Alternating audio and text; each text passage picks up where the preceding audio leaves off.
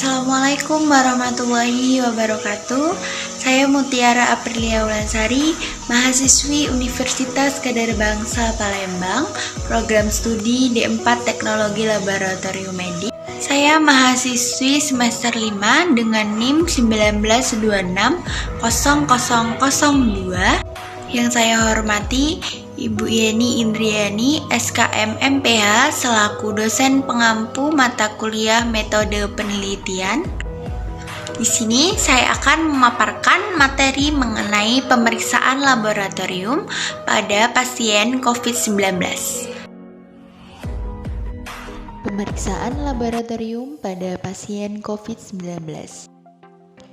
Apa itu penyakit coronavirus 19 atau yang lebih sering kita dengar dengan sebutan COVID-19? COVID-19 ini disebabkan oleh SARS-CoV yang terjadi melalui droplet atau cairan serta cipratan liur yang dikeluarkan seseorang melalui hidung atau mulut saat bersin, berbicara atau batuk.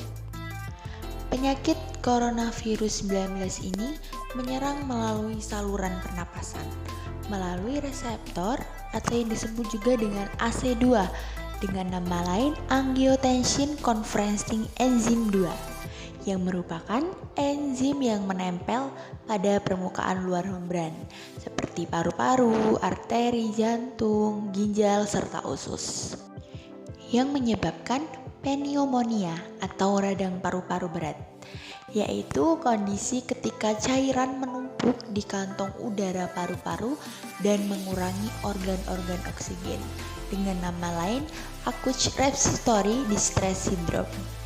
Dalam hal ini, pemeriksaan laboratorium sangat penting dalam menunjang diagnosis dan menilai prognosis penyakit COVID-19 ini. Parameter laboratorium yang pertama yaitu imunoserologi. ARDS atau penyakit radang paru-paru atau pneumonia akut yang berhubungan erat dengan makrofag alveolar yang sangat berperan penting dalam pertahanan terhadap terjadinya inflamasi pada paru-paru. Selain itu, dia juga merespon aktivasi sel B dalam menghasilkan antibodi, yaitu imunoglobin M atau IgM dan imunoglobin G atau IgG yang berperan dalam menghambat ikatan spike protein atau S pada reseptor ACE. Dalam hal ini, respon sel T sangat terganggu selama infeksi SARS-CoV-2 fase akut. Aktivasi sel T yang melemah dapat menyebabkan peningkatan viral load. Sel B dan sel T dapat ditemukan di dalam darah sekitar 1 minggu setelah ditemukannya gejala.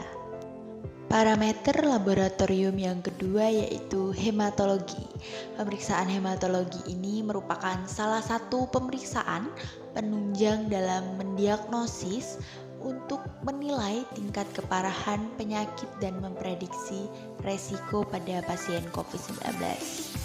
Kelainan hematologi yang diamati pada pasien COVID-19 ini sebagian besar meliputi limfopenia.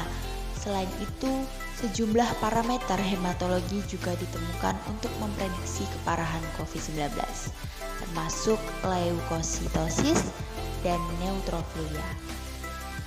Ditemukan parameter MDF atau monocyte volume distribution weight meningkat secara signifikan pada semua pasien COVID-19, terutama pasien dengan prognosis yang buruk. Parameter laboratorium yang terakhir yaitu kimia klinik. Penelitian ini dilakukan di Wuhan, Cina pada 1.000 pasien COVID-19.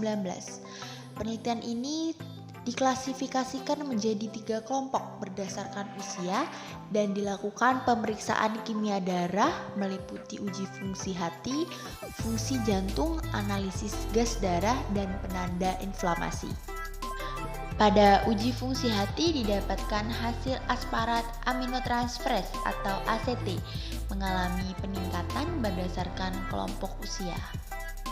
Pada uji fungsi ginjal terjadi peningkatan kadar kreatinin dan blood urea nitrogen atau BUN mengikuti peningkatan usia.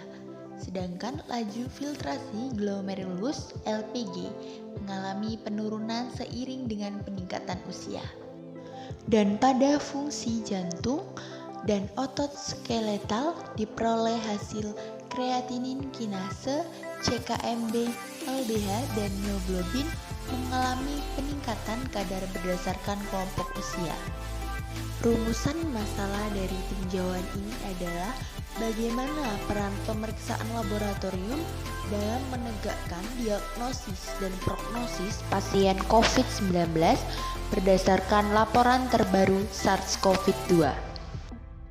Sedangkan tujuannya yaitu mencoba menjelaskan peran diagnosis dan prognosis pengembangan COVID-19 pada tes laboratorium berdasarkan kemajuan penelitian terbaru SARS-CoV-2 yang telah dilaporkan.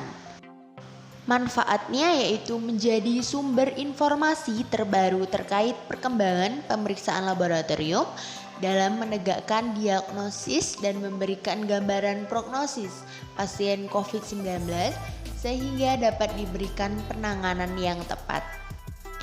Metode penelitian ini bersifat studi literatur atau metode pengumpulan data pustaka, membaca dan mencatat serta mengelola bahan penelitian. Tujuan dari studi literatur ini sendiri yaitu menemukan masalah guna diteliti, mencari informasi yang relevan dengan menggunakan data sekunder atau data yang diperoleh atau yang dikumpulkan oleh orang yang melakukan penelitian dari sumber-sumber yang ada. Hasil yang didapatkan dari pemeriksaan imunoserologi menunjukkan bahwa IgM dan IgG muncul secara berurutan dalam hari ke-12 dan 14 setelah pasien itu terinfeksi. Sedangkan pemeriksaan hematologi melaporkan peningkatan dari jumlah neutrofil dan penurunan jumlah limfosit. NLR tinggi pada pasien yang parah. Pada pemeriksaan kimia klinik menunjukkan penurunan albumin serta peningkatan CRP, LDH, kreatinin, ACT, dan ALT. Kesimpulan dari pemeriksaan imunoserologi dilakukan dengan pemeriksaan sel T, sel B, serta menilai kadar imunoglobin, IgM, dan IgG. Pada hematologi digunakan untuk memprediksi keparahan COVID-19 termasuk limfosit, leukosit, dan neutrofil. Peningkatan neutrofil leukosit rasio NLR dapat digunakan sebagai marker untuk menilai faktor resiko COVID-19.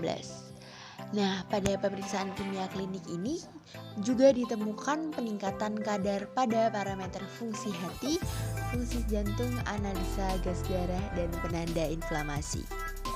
Terima kasih, itulah tadi presentasi atau pemaparan materi mengenai pemeriksaan laboratorium pada pasien COVID-19.